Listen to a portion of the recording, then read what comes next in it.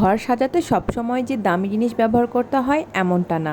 আমাদের আশপাশ থেকেই এমন অনেক জিনিস পাওয়া যায় যেখান থেকে আপনি খুব সুন্দর করে একটা শোপিস তৈরি করতে পারেন। এই যে কাঠের এই পিসটা আমি ছাদে পেয়েছিলাম। ছাদে কাঠের কাজ হচ্ছিল অন্য একটা বাসার।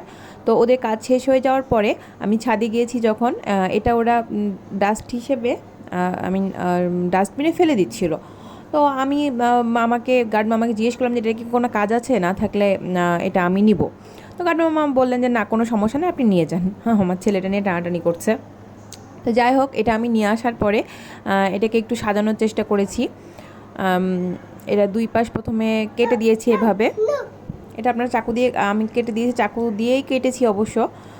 তারপরে যে ডলারগুলো লাগিয়েছি, ওটা কেটেছি কারণ হচ্ছে যে তাহলে আমার এটা ঝুলাতে সহজ হবে। তারপরে এই যে ডলারগুলো দিয়ে চারপাশটা কাভার করার চেষ্টা করেছি, কিন্তু সাইডগুলো খুব একটা ভালো দেখাচ্ছিল না। তো পরে ভাবলাম যে একটু কালার করে দিই, এই কালারটা ছাড়া আপাতত আমার কাছে কোনো কালার ছিল না, তাই এটাই দিয়ে দিয়েছি। এরপরে এই যে সুতো দিয়ে অল্প কিছু বিডস ছিল আমার কাছে, বাকি বিডসগুলো আমার ছেলের কবজাতে, তার কাছ থেকে কোনো মতে কয়েকটা নিয়ে আমি হচ্ছে সুতা দিয়ে এভাবে ঝুলিয়ে দিয়েছিলাম। তো একদম জিরো ইনভেস্টমেন্টে খুব চমৎকার একটা শোপিস আমি বানাতে পেরেছি। এটা আমার কাছে খুব ভালো লেগেছে। তো এটাতে আমি কি রেখেছি, এই যে এটাতে রেখেছি গাছ।